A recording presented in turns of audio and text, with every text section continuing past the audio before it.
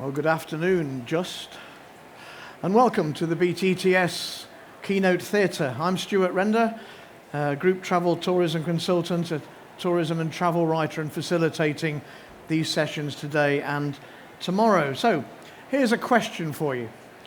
When it comes to selling or supplying group travel, are you confident you're complying with the latest legal requirements? Well, joining us at BTTS today is someone who most certainly is. And to outline key regulatory changes to ensure you're on the right route to compliance, please welcome Senior Partner with Travelore Legal Services, Matt Gatenby. Thank you, Stuart. Thank you very much, Stuart. It's absolutely fantastic to be here. Stuart, you're not supposed to be asking the questions. I'm a lawyer. We ask the questions here. Okay, so one of the things that is often talked about with regards to the travel and leisure industry, which we know is a very broad church, is one of the things that's said is it's one of the most regulated industries around there. There's so much regulation, there's so much going on. We'll talk a little bit about that now. I'm not sure whether that's necessarily the case because I don't work in other industries, and I like to think that when petrochemical and things like that, they've probably got a lot of regulation going on as well. What I can talk about is what is potentially going to be relevant to you as travel businesses of any description in 2025. As a lawyer, I am expected to have reams and reams of slides with lots of small text. We're not going to do that today. I've got 3. It's more talking points around it. And if anyone's got any questions towards the end, please do ask them. I'd love to see if we can tackle them. Okay, let's start with this. On a day-to-day basis, I will speak to travel businesses of all kinds of descriptions, as I say. Inbound, outbound, UK, Europe, worldwide, by coach, by plane, walking, etc., etc. And one of the awkward questions I often ask is, do you know your business model? Do you know what it is that you do? And this leads people to shout at me because they spend all their time with their businesses and they say, yes, of course I know what my business is, of course I know what it's doing. But when we start to scratch below the surface, it's not necessarily always the case. What do I mean by that? So again, in very simple terms, if you are a business offering travel services to the great public, whether it's the UK or whether it's worldwide, to a degree, it doesn't really matter. It's simple things like, who is the contract with? Who does the traveling customer have their contract with? Is it you? Is it someone else? You might be acting as an agent for another business. You might be an introducer, which I think is, from a legal point of view, is still an agent.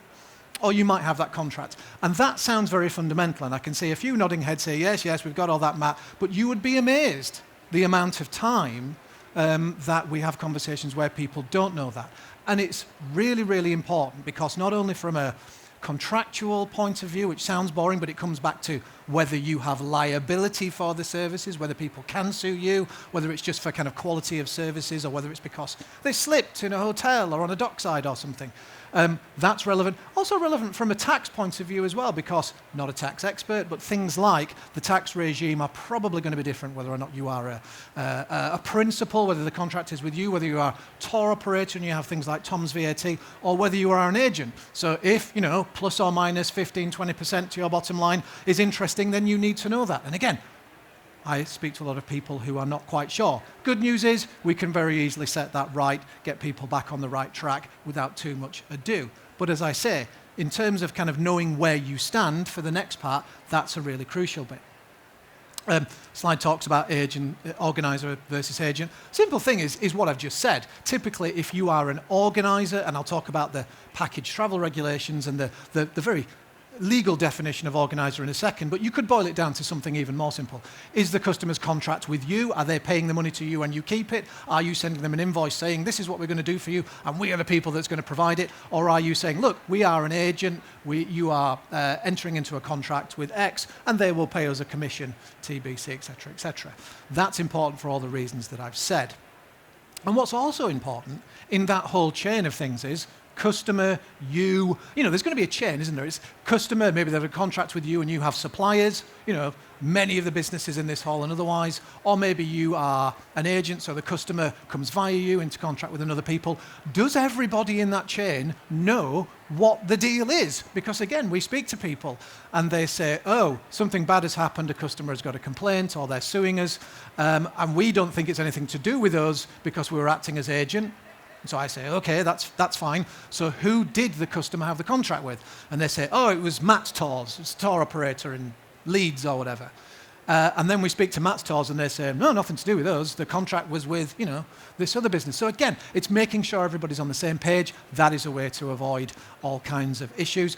And it gives the customer clarity. Again, whether or not you are the business providing the services and you will have suppliers, etc., whether or not you are the agent, the customers, the consumers, call them what you will, they need clarity about who they're contracting with, what it is, you know, that they are going to be provided with, and it all needs to dovetail. So far, so good. Fundamentals. So again, what you need to think about from a regulatory point of view, and these are the very fundamental fundamentals. So I won't go into too much detail, but look, I'm a lawyer. I'm bound to say things like contracts are important. It's what I do on a day-to-day basis. But let me assure you, honest gov, when things do go wrong, and I keep talking about when things go wrong, don't I? I don't want to be too negative, but nevertheless, when things go wrong, and let's talk about recent events, when the pandemic hit, which was not generally good news for most people, certainly in this hall, in this arena, there were all kinds of issues, customers cancelling, wanting to cancel, force majeure arguments, etc., etc. People would come to us and say, help, we're in this situation, what do we do? And the first thing we were going to say every time was, well, look, what is the contract? What is the contract between you and the customers? It's probably going to be your booking conditions, you know, whether it's in the back of a brochure, whether it's on the website, whether it's on the back of an invoice. It is the deal between you and the customers that just spells out all the things that you just want to nail down from the start. What you're going to do, what they can expect from you, you can expect from them. Payment terms, you know, when you're going to take the deposit, when the balance is due, etc., etc.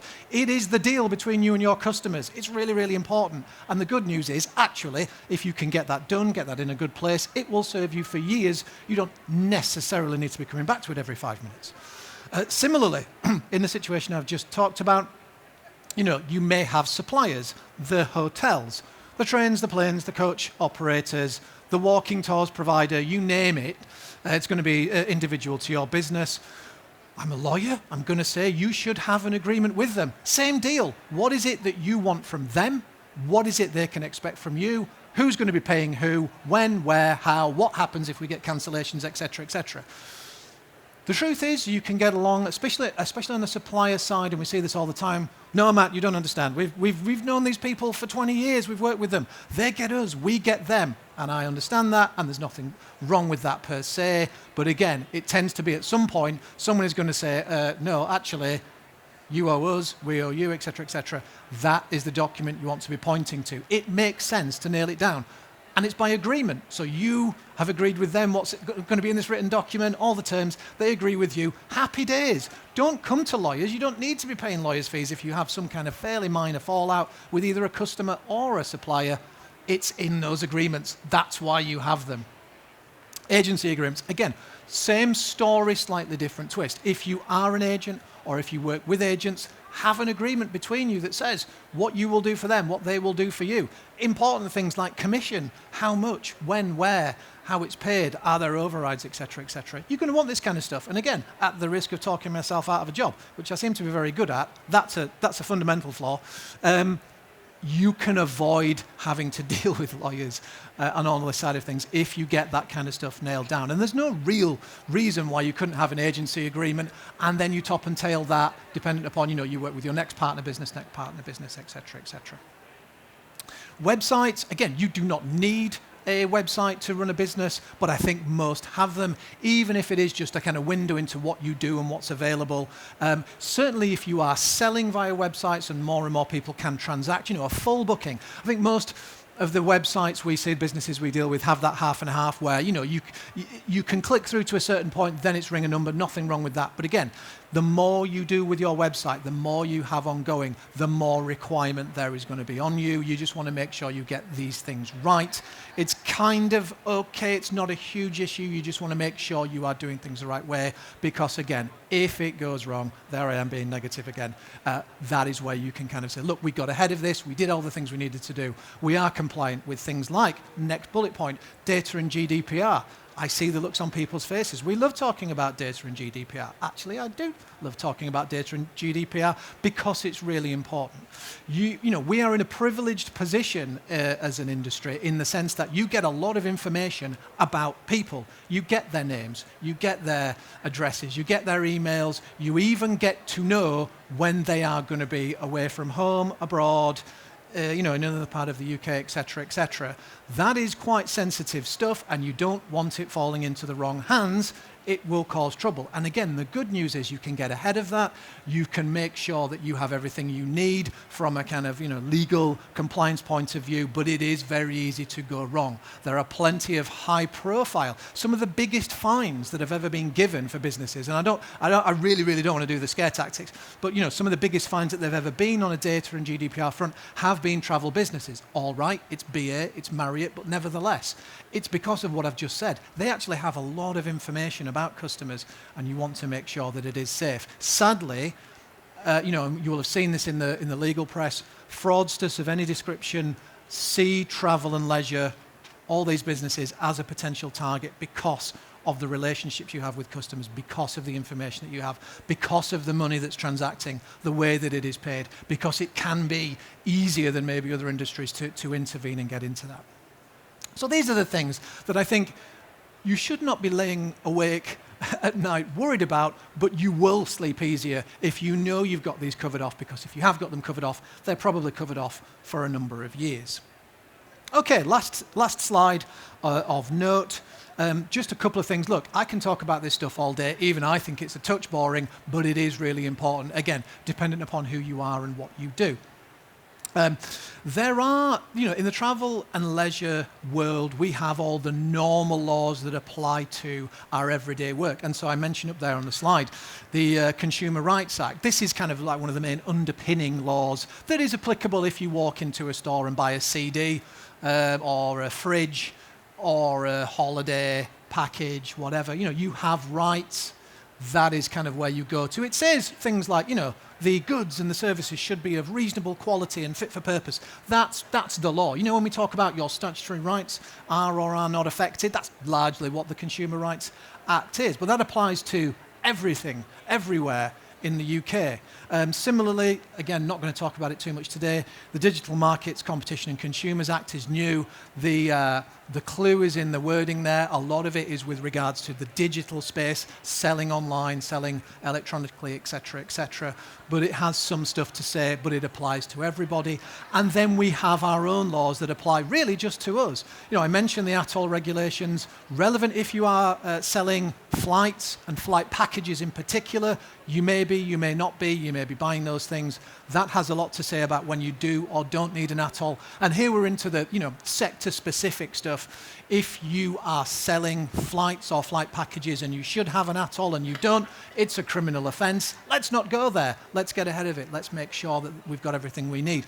Probably the main one for us as an industry is the Package Travel Regulations 2018. Package Travel Regulations have been around a number of years now, a number of decades. The first set we had in the UK was in 1992. It does derive from European laws, a directive. Make no mistake, the UK was in there at the start in 1990 saying we need this kind of law to protect holidays because it was seen as something that was needed. There is no desire I can see from a UK perspective, even though we can make our own rules now, even though we can deviate, and I'm going to mention that very quickly in a second. It's here to stay, and it has something for everyone. Yeah, look, again, the clue is in the name. It's mostly about package tours, but again, if you are an agent, you are defined in there. If you are a consumer, a traveller, you are defined in there. It has all the things that you will need to know. And you know what? You will read laws this year or not, which are more complicated than that. It's not the worst thing in the world. And look, there are other things that come in from time to time. Phil, who was on stage a second ago, just me and Phil had an interesting conversation about private hire vehicle licensing, didn't we? So all these kind of things can come up, but these are probably the main ones. Right, so 2025. What does the future hold for the rest of this year and getting into 2026? Stuart and I were just talking about ETIAS and EES, which has been in the news again recently. I'm not really going to talk about that, but we can do in a minute. But again, it's kind of important because it's the way that you get to and from the UK, the visa or the not visa that you might need. And again, we know that the UK has its own version of that. And, for those of you who are not au fait, but are au fait with things like the ESTA, the US version of this, it feels like that's the world that we're in. So that is probably going to start to kind of move along this year, but it should have happened a couple of years ago. We have consultations. It feels like in more recent years, there is an understanding that what we do as an industry, and this is absolutely true, what you do is complex. You have a very complex product or service, whatever you want to call it. You are moving people from A to B via C, D, and E, and F, often booked, in many cases, a year, more than a year in advance. There's a lot of money changing hand, and the world is a crazy place. Things can change. Even if we're not talking about flood, fire, volcano, terrorist attacks, etc., there's always something that's challenging what we do. And, I speak to a lot of travel businesses, and they say, do you know what we could do with? We could do with a year when nothing happens, where we can just get along and run business. And, I fervently hope that that is the case. I just think the world that we live in, there's always going to be something. And I think as an industry, we've shown that we are resilient and we can deal with that. I just don't think you're going to get a year off any given time soon, no matter what you do. But look, there are consultations going on, particularly on package travel and on ATOL, as in, do these laws still suit us? ATOL has always been a specific UK thing. Package travel, now again, following Brexit, it's ours to do what we want with. There is also a European consultation going on package travel rules, and it looks to me like these two things are going to start to diverge. Our rules for package travel and the European rules for package travel are going to be different. I have no idea whether that's a good thing or a bad thing or somewhere in between. It's all going to depend. To me, from my rather simplistic common sense point of view, putting all politics aside, it doesn't really make any sense for those things to be different. Might make sense if you can get an advantage, but that's a two-way street. What if the European way of doing things makes it cheaper, less red tape, less regulated, more attractive? Would a customer in this increasingly small world start to book with a competitor, a business like yours that looks the same but is based in France, as opposed to a UK company? I don't know. The future will see. So I think that's something that we need to keep an eye on. You will see more and more about that. We will talk about it in the trade, etc., etc. And here's the other thing. For anyone who says, I don't like this kind of regulation, this is my last point. We don't like this kind of regulation, it's too much. Well, my sad news to inform you that actually other parts of the world look at things like the package travel regulations and say, hey, we really like the look of that. So you've got places like California.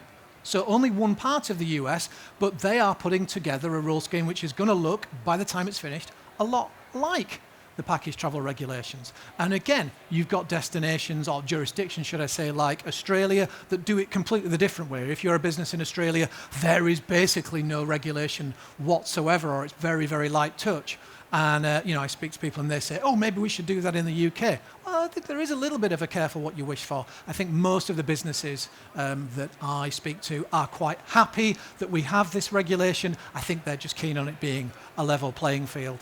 And I have no issue with that. So, not a single person got up and left in the legal session. So thank you very much for the last 20 minutes or so. Brilliant. Well done. Thank you very much indeed, Matt.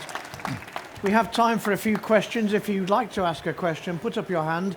We have a roving microphone, and wait for the microphone to come to you. And if you're going to ask a question, tell us who you are and who you represent. And while you're thinking about the question, there's a lot there. Thank you very much indeed. Yeah, sorry. Comprehensive. How do people keep on top of sort of the latest changes to regulations?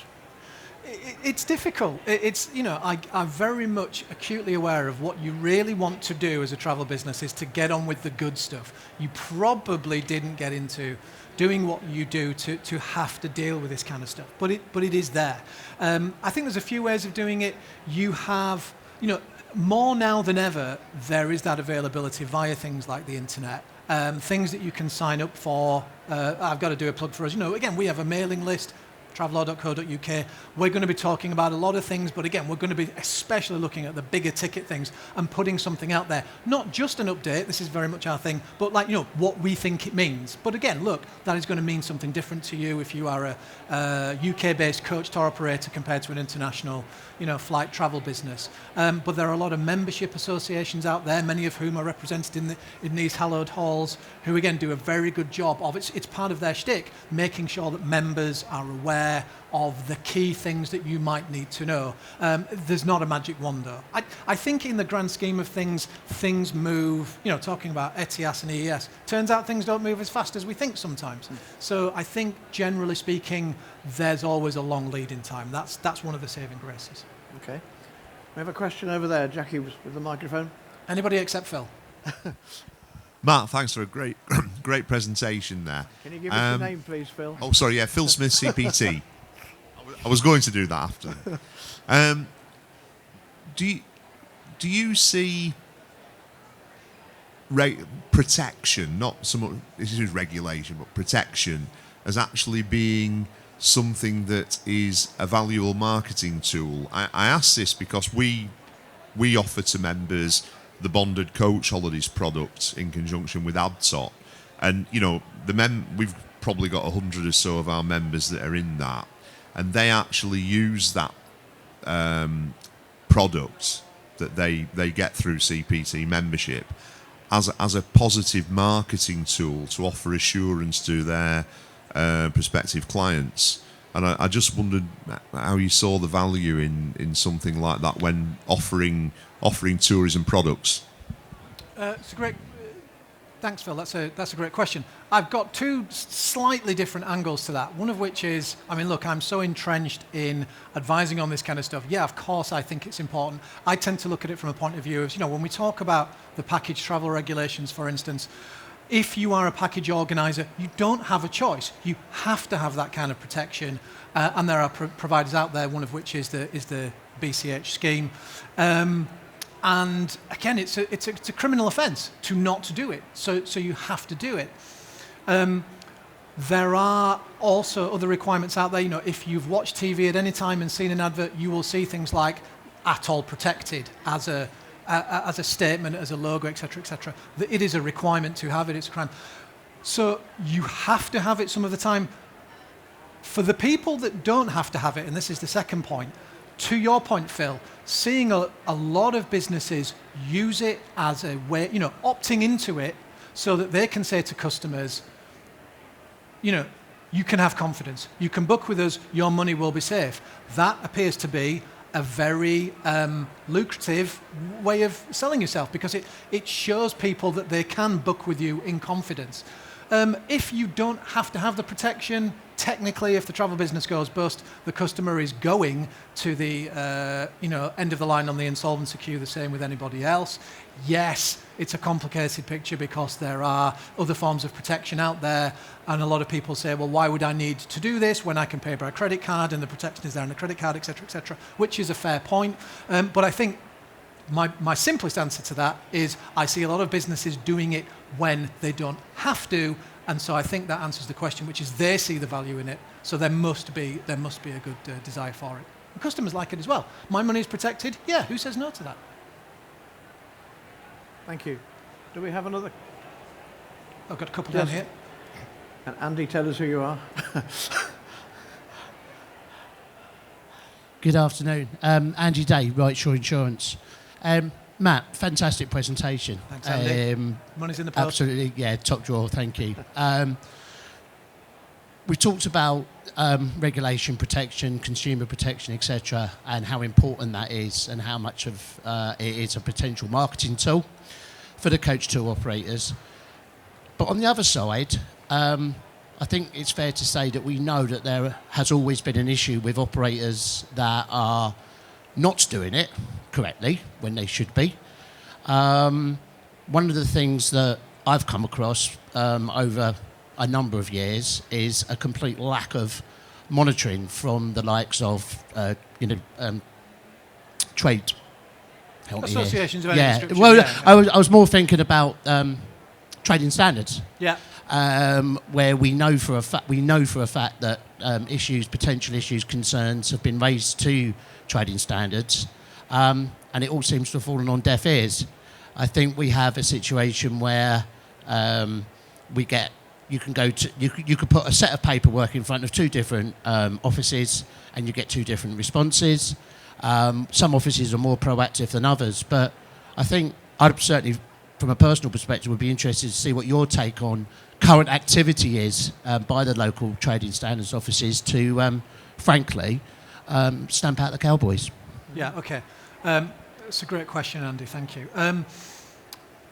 Back when I started in this industry, which is a couple of years ago now, you're probably going back 20, 25 years, there was probably too much. There were silly situations where trading standards units, so again, it's very localized. So you would have Birmingham trading standards, and of course they control the businesses located here. Leeds, I think actually it was kind of a West Yorkshire type one. Anyway, they were going out and about. They were going to high street travel agents, looking at the window cards and trying to catch them out, and there was a lot of activity. Great for me, not great for businesses. Fast forward to now, it's virtually unheard of. There's just nothing, to your point.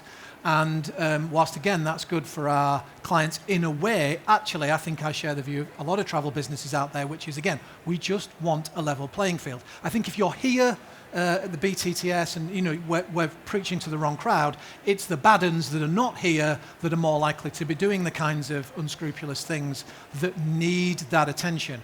But again, to a degree, and there's nothing wrong with this, the industry is partly self-regulating, because if you see another business, all right, it's going to be a competitor of yours doing something that you think is untoward, there are lines of reporting, but again, to your point, sadly, it doesn't seem to come to much. I will say this isn't due to a lack of desire on trading standards as a whole or any individual unit, but again, they are a governmental offshoot. They're a department, their funding has been cut. Less people, less resources, less abilities to do it.